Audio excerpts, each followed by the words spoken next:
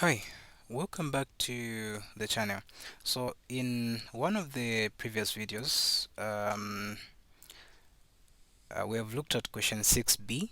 Of course, question 6 itself required us to use Runge-Kutta methods of order 4 to approximate the solutions to each of the given IVPs, and of course we had to make a comparison, um, like you compare the approximation with the actual value that is from the actual solution that you are given. So you can actually check out the question 6b in the link that's going to pop up on top of the screen, um, or in the description. I've put the link of this video. Okay, so what I want to focus on in this video is question 7. So question 6 and question 7 are basically the same, like we use the same method. If you observe, we're using Runge-Kutta of order 4 right here. Even question 7 says we have to use Runge-Kutta method of order 4 to find the water level after 10 minutes, okay, with h being equals to 20 seconds. So my job for question 7 is pretty simple. Okay, I've allowed it to be simple. Since I have done question 6, the rest of the procedures, like the steps that you take for question 7 and question 6, they are the same. So what I want to try to take you through is how you come up with a proper differential equation. This differential equation that you are given here is incomplete. Why am I talking about it being incomplete? It's in the sense that you have area here, okay, a of x. So what want to leave everything in terms of x. Okay, so it's just more like the same way we are given any of these. We are given in terms of t. Of course, you'd have a y somewhere, but we are going to take our x here. It's more like it's in terms of let me say, I think it's actually the exact opposite. So y prime here, you have y prime, which is just more like dy dy dt. So instead of me having dy dt, I now have dy dx. It simply means where I would have a y in the previous examples would have an, like, we have an x in this one. So what I want to try to do is just to find the proper differential equation that we're going to use as we proceed, because we need that differential equation. Okay, so let's read through the question, which says water flows from an inverted conical tank with a circular orifice at the rate, like this given rate right here, okay, where r is the radius of the orifice, then x is the height of the liquid level from the vertex of the cone, then a of x is the area of the cross section of the tank, x units above the orifice. So suppose that small r we are given as 0 0.1 feet, then g is given as 32.1 feet per second squared, and the tank has an initial water level of 8 feet and initial volume of 512 by pi over 3 cubic feet. We have to use Runge-Kutta method of order 4 to find the water level after 10 minutes with h is equals to 20 seconds. So there are a few things that we have to keep in mind, and it's very important that we take note of those things. So of course we are given our differential equation as dx dt is equals to 0.6 pi r squared,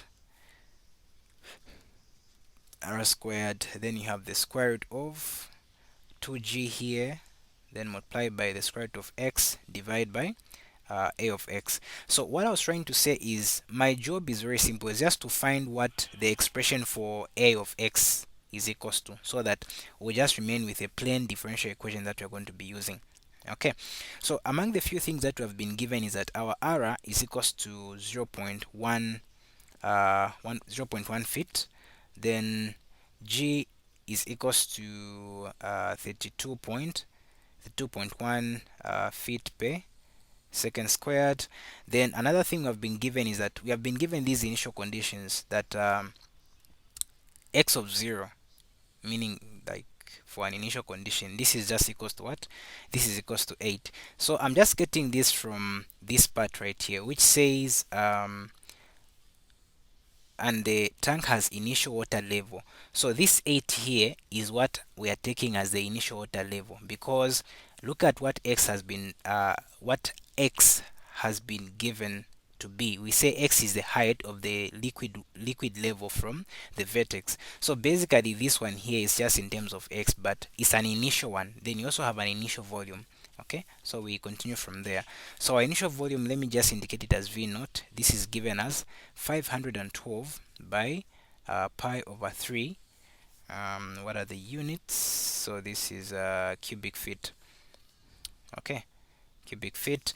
Then one thing we have been told is that we have to use Runge-Kutta methods of order 4 when to find the water level after 10 minutes, with h being given as 20 seconds. So time has been given as 10 minutes. Okay, 10 minutes. But observe, since h has been given in terms of seconds, I'll have to convert this to seconds as well. So 10 minutes to 10 minutes to seconds, just multiply this by 60, you're going to get 600 seconds. Then our h, which is our step size, is equals to 20 seconds. Okay, 20 seconds. So what do we now need to do? So remember to say, initially this question has already been indicated to say we are dealing with an inverted conical tank. So one of the things that I can just focus on for now is the fact that I'm talking about a cone. So how do we get volume of a cone? Okay, you will know shortly why I'm looking for volume of a cone, because I have this area here. So we're going to say volume of a cone obviously is just 1 over 3 1 over 3 pi, that would be pi r squared times height. Allow me to use those variables there, the capital R as well as capital H. Okay, so I'm using capital R because I already have a small r, so I don't want to confuse those two. So remember to say, for uh, we have been given a few things here. Okay, we have been given a few things. So what I want to try to do is, I have the initial volume. Okay, I also have the initial water level, which is 8. And that water level, this x here, I'm going to substitute where there's what, where there's h, that gives me what, the height. What do I want to do? I have the volume of water, and I also have the water level, which is in terms of h. So I want to find what the radius is, okay, of that cone, because it's more like the cone is somewhat like this, something like that. So it's let's say you have water level at some point. Let's say this one here, you have this distance as h. So I want to know what the radius is at the height given as h, and what is our h in this case is 8.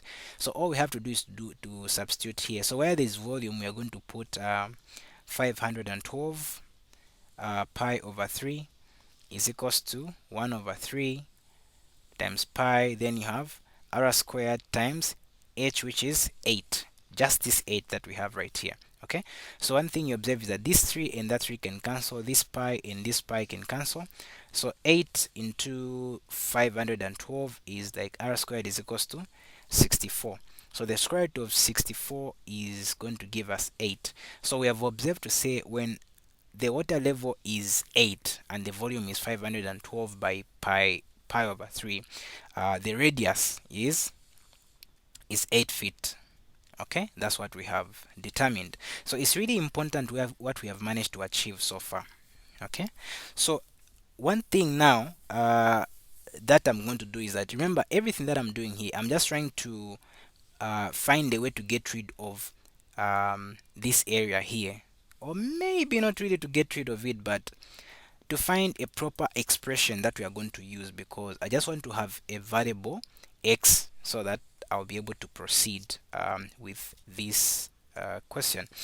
So what we are going to do now is, I'm going to say, for a cone, the ratio at height x from the vertex is proportional to x. Just more like, allow me to write some random radius.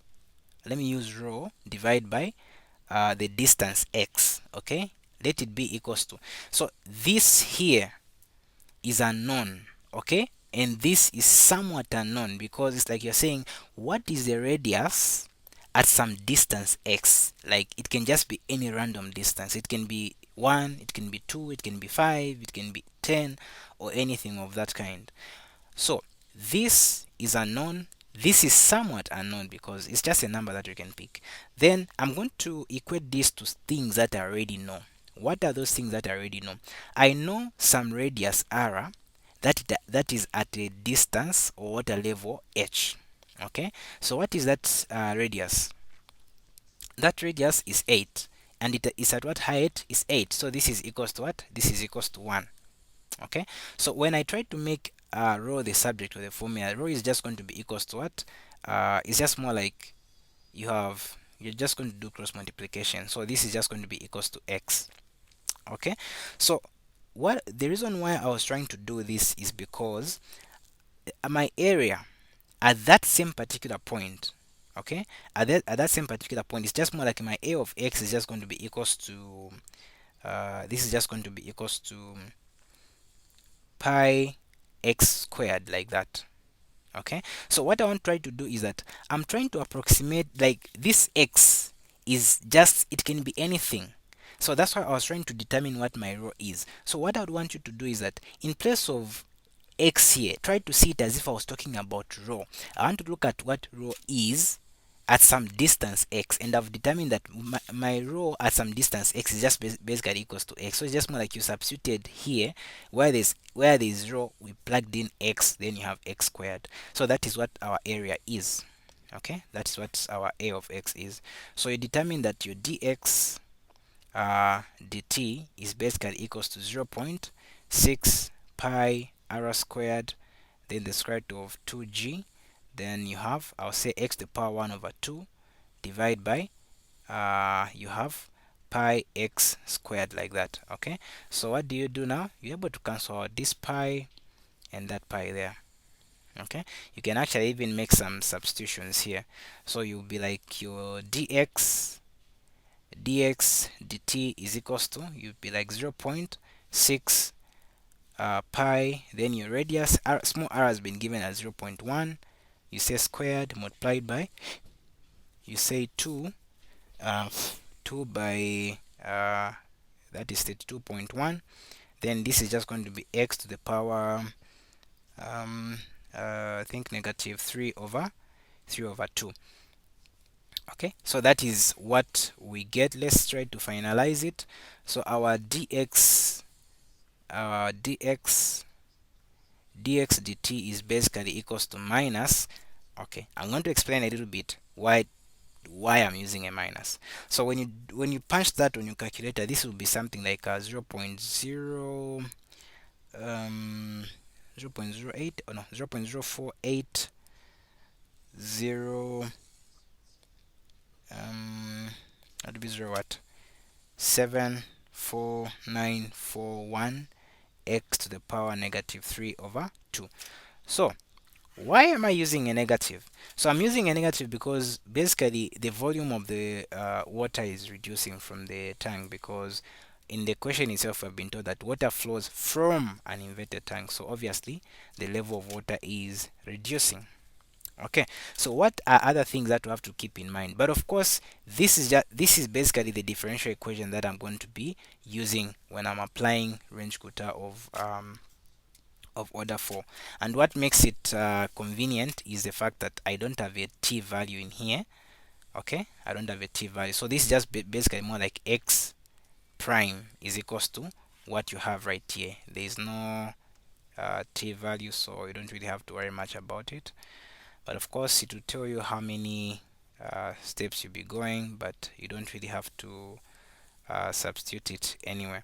Then another thing that you have to keep in mind is the fact that I know you might be wondering to say, what are you going to be using for your w naught?